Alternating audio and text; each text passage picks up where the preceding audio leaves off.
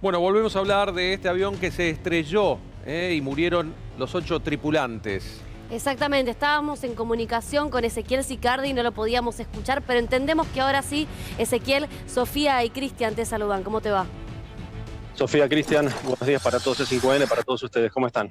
Muy Bien. buenos días. Bueno, preocupados por esta noticia que se conoció a último momento de hoy y queríamos preguntarte, ¿este avión era seguro? ¿Qué fue lo que pasó? ¿Cómo se puede entender esta noticia que entendemos que es nueva, así que se va a ir desarrollando con el devenir de las horas, ¿no?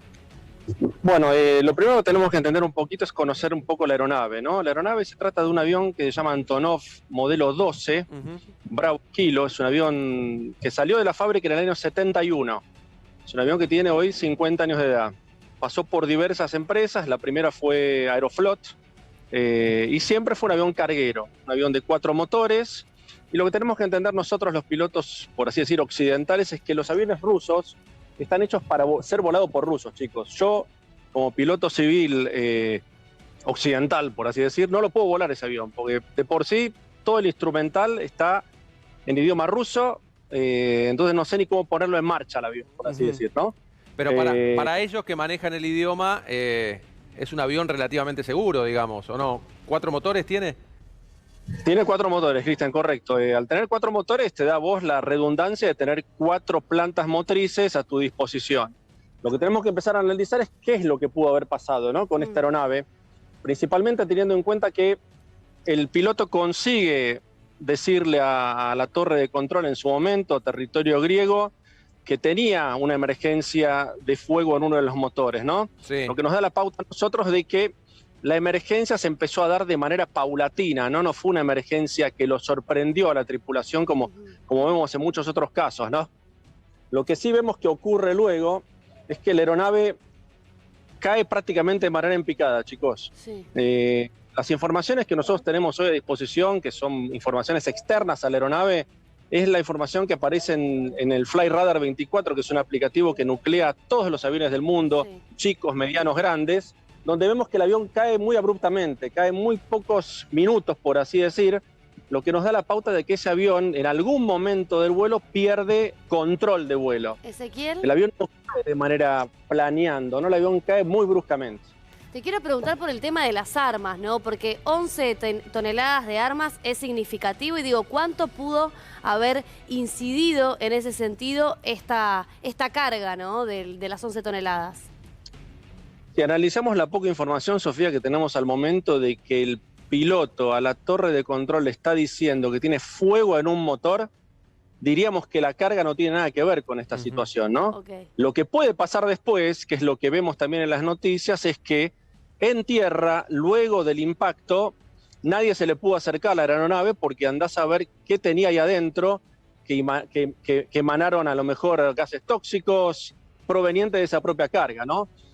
Claro. Porque cuando un avión impacta en tierra, chicos, lo primero que ocurre es que obviamente si tiene combustible va a explotar, pero si a su vez la carga también es explosiva, el resultado es extremadamente nocivo para quien está alrededor, ¿no? Por eso las primeras noticias que vemos es que los que estaban en la zona no pudieron ni acercarse porque la emanación de gases tóxicos era muy elevada. El gas tóxico proviene principalmente de los plásticos que se van quemando en la aeronave, en el fuselaje, pero si además la carga que tenía esa aeronave era militar, vaya a saber de qué, el resultado es dificilísimo de poder acercarse siquiera a rescatar a nadie porque el impacto es muy fuerte y si además le sumamos que la carga también podría llegar a ser explosiva, muchos los rescatistas no tienen nada que hacer en ese momento, ¿no? Totalmente. Como decís, se cree que fue rápidamente que cayó el avión, ¿no? Porque pidió autorización para un aterrizaje de emergencia, pero no llegó a hacerlo. No llegó a hacerlo, Cristian, y la imagen que tenemos de FlyRadar 24 es que la caída fue muy abrupta. Y cuando vos tenés una caída muy abrupta, Cristian, significa que vos ya perdiste control de la aeronave. Por X motivo, no sabemos exactamente cuál, pero cuando vos caes muy rápidamente es porque el avión pierde control. Los aviones, para que tengamos todos una idea muy cortito, los aviones planean, Cristian. Eso te iba a preguntar, si tenía problema en un motor, ¿qué pudo pasar que no planeó para ir llevándolo hacia destino? Es que podemos estar 2 horas, ¿no? Haciendo conjeturas de lo que le pudo haber pasado específicamente. Pero lo que sí sabemos es que el avión pierde control. Pues los aviones planean, vos podés quedarte sin los 4 motores, pero el avión va a caer y va a caer rápido, no va a caer lentamente, pero va a planear, va a hacer este movimiento el avión. Y si tenés una superficie plana en algún lado o acuatizás, como por ejemplo el famoso acuatizaje del río Hudson del avión de US Airways, que se hizo la película luego Sully, sí. Ahí tenés un ejemplo. Los aviones planean, Cristian. Los aviones planean. Lo que ocurre acá en este caso es que el avión por algún motivo perdió control total del vuelo, ¿no? ¿Qué se sabe de los 8 fallecidos, Ezequiel? Y es que del modo que no conozco detalle, Sofía, de quiénes eran los tripulantes. La aeronave es una aeronave que pertenece a una compañía carguera. Los aviones cargueros, vos tenés que tener en cuenta que los aviones cargueros tienen que tener principalmente algo muy relevante, que es en el momento de la carga, separar muy bien cómo la vas a preparar esa carga. Porque los aviones vuelan siempre rectos y nivelados, pero a su vez vuelan balanceados. Vamos a hacer un ejemplo muy cortito. Sí. Vos cuando ibas al mercado hace tiempo, vos sos muy joven, pero cuando nosotros íbamos al almacenero, que teníamos la balanza, que le pedías 1 kilo de papa, vos ponías 1 kilo de papa en una parte de la balanza y un plomito de 1 kilo del otro lado y la balanza se balanceaba. Sí. Con los aviones pasa más o menos lo mismo, los aviones vuelan balanceados. Entonces, cuando vos tenés un avión carguero, a ese avión carguero lo tenés que balancear muy bien en la carga, porque si no perdés lo que se llama eje de gravedad. En este caso, no creo que haya pasado lo que te estoy diciendo ahora, porque el avión pertenece a una empresa de carga y teóricamente las empresas cargueras saben cómo balancear un avión. Y el avión estaba volando, el avión llegó hasta 22.000 pies de altitud. Alcanzado esa altitud es cuando empieza a declararse en emergencia, la velocidad empieza a oscilar, sube y baja la velocidad según la última información que vemos, y después empieza el descenso paulatino, claro. Pero luego el descenso es abrupto. Pero perdón, ¿puede ser que se desbalancee en el aire o esto no es una posibilidad? Te hablo desde mi ignorancia total en el tema, digo, pero vos estás hablando de este balance, ¿no? Digo, vos decís, llegó a 22.000 pies y después empezó a registrar este tipo de problema. El balance en el aire es difícil que ocurre. El desbalanceo, ¿sabés cuándo ocurre mucho, Sofía? Ocurre cuando salís a volar. Claro. Cuando vos salís a volar, que tenés una carga en el avión, muchas veces la carga se desplaza hacia atrás, porque no está bien sunchada, y ahí perdés el eje de gravedad, todo el eje del avión se va para atrás, y el avión, como no tiene tanta potencia, no consigue mantenerse en el aire, empieza a caer, y entra en lo que se llama pérdida de sustentación y explota contra el terreno, y hay muchos accidentes así. Yo no creo que este haya sido el caso, Sofía, porque el avión estaba volando recto y nivelado, llegó hasta 22.000 pies, empieza a oscilar la velocidad en ese momento, pero el piloto consigue por lo menos declarar una emergencia en uno de sus motores. Y es ahí donde puede empezar a degradarse todo el avión, ¿no? Porque si vos tenés fuego en un motor, por X motivo a lo mejor no te funciona el sistema de extinción de incendio de ese motor, ese incendio automáticamente se empieza a propagar en el ala, en el otro motor, claro. Y es ahí donde ya empezás a perder total control de la aeronave, ¿no? Serán luego los investigadores los que nos digan qué pasó dentro de varias semanas cuando consigan detectar las cajas negras, ¿no? Que en realidad son 2 cajas. Son negras, pero no son negras en realidad, pues son color muy fluo, se le dice caja negra en la jerga. Una caja negra graba la voz de los pilotos y otra graba los parámetros de vuelo. Son varios meses de investigación, ¿no? Eso justamente te iba a preguntar. La caja negra, bueno, siempre queda intacta tras un siniestro de estos, ¿no? ¿Cómo funcionan? Las cajas negras, Cristian, son maravillosas. Es un invento maravilloso. Espero que estas cajas negras hayan sido bien mantenidas, pues es un avión del año 71. Vos podés ir cambiando las cajas negras. Hoy las cajas negras son de estado sólido. Antes las cajas negras grababan en cintas. Hoy las cajas negras son de estado sólido. No tienen ni discos rígidos que se muevan. Es todo sólido. Soportan miles de grados de temperatura durante muchos minutos. Y también soportan muchísima presión del agua, como por ejemplo las cajas negras que consiguieron rescatar del Air France que se cayó en medio del Océano Atlántico. Las cajas llegaron a más de 5.000 pies de profundidad, Cristian, y soportaron y consiguieron retener la información. Fíjate lo tremendamente sólidas que son esas cajas, y son 2 las cajas. Una te graba las voces en la cabina, para los investigadores es importantísima esa información, porque nosotros nos hablamos todo el tiempo, nos vamos comunicando y diciendo qué es lo que está pasando en la cabina, y la segunda caja negra mide los parámetros del vuelo. Si funcionaban los motores, qué temperatura tenían los motores, qué velocidad estaba yendo el avión. Infinidad de información queda en la segunda caja negra que graba los parámetros del avión, ¿no?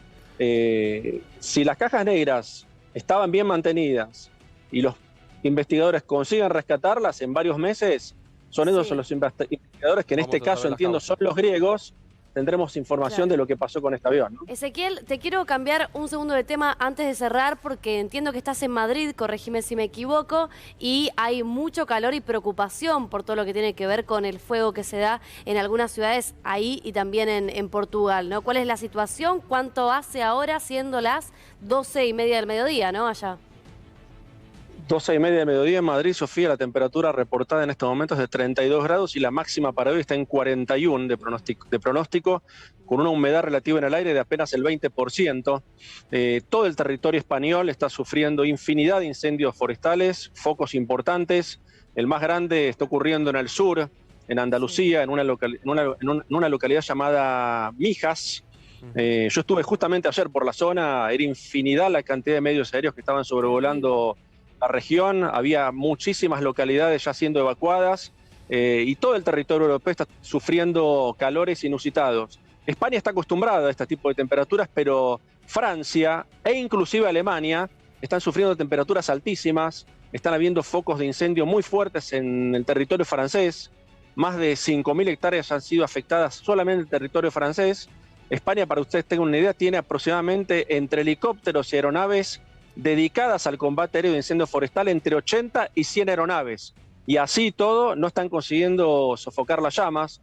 Portugal está sufriendo situaciones similares. Desgraciadamente, hace 2 días, un piloto dedicado al combate aéreo de incendio forestal, volando un avión pequeño llamado Air Tractor, que la provincia de Córdoba tiene uno, falleció, impactó contra el terreno. El avión Air Tractor es un avión que te demanda mucha pericia al volarlo. No sabemos lo que ocurrió con este joven piloto. Español, él, volando un avión español en territorio portugués, falleció en su tarea, combatiendo incendios forestales. Ezequiel, es que no es solo la temperatura, ¿no?, que está llegando, sino el tiempo prolongado de estas temperaturas. Eso es lo relevante, Cristian. Las temperaturas son muy altas y a eso le sumamos la escasa humedad en el aire, bajísima.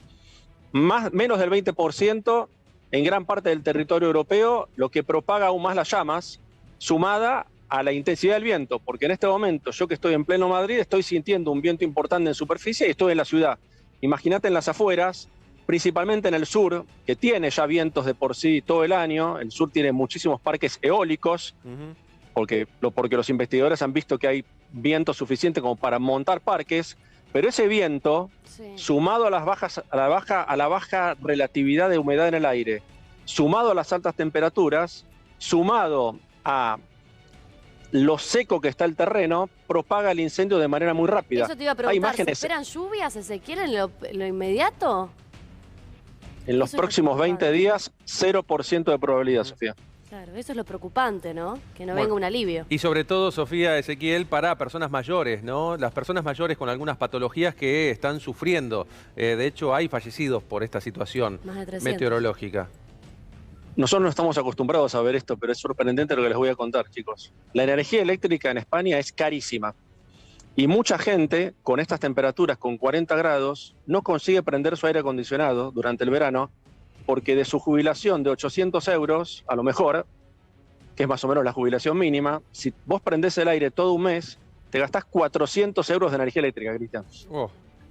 Entonces hay jubilados que no pueden prender su aire acondicionado, si lo tienen, y hay muchísimos casos de personas mayores que sufren deshidratación y terminan muriendo deshidratados en pleno verano de Europa.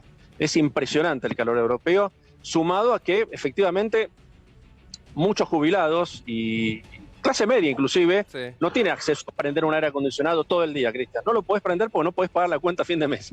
Así de simple. Y a eso sumale que la guerra, la posguerra, la pandemia, hoy España, gracias a esos motivos, está pagando el kilowatt más caro de su historia. Está pagando 4 veces más el precio del kilowatt consumido, más de lo que se pagaba antes de la pandemia. Bueno, ahí o sea, todo conjuga sí.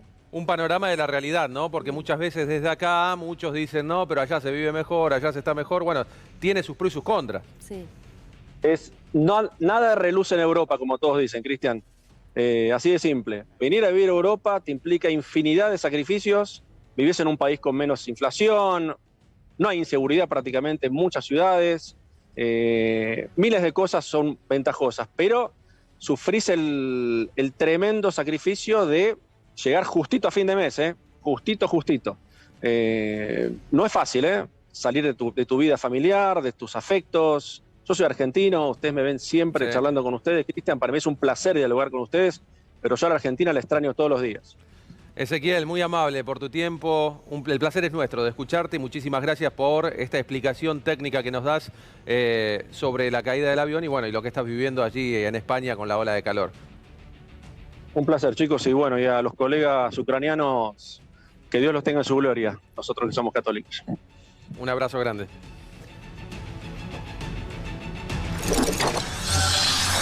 Bueno, continuamos con información, Seguimos con las tapas de los diarios.